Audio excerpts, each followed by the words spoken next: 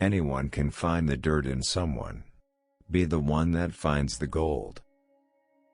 Live your life in such a way that those who know you but don't know God, will come to know God because they know you.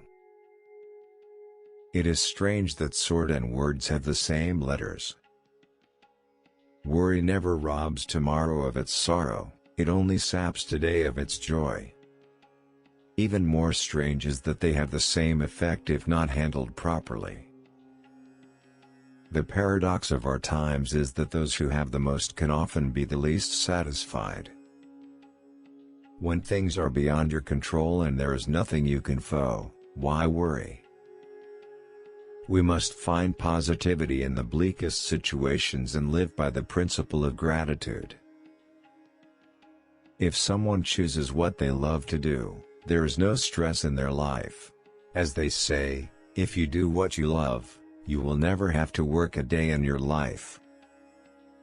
Everyone wants to get ahead of each other, and when they cannot, they get angry.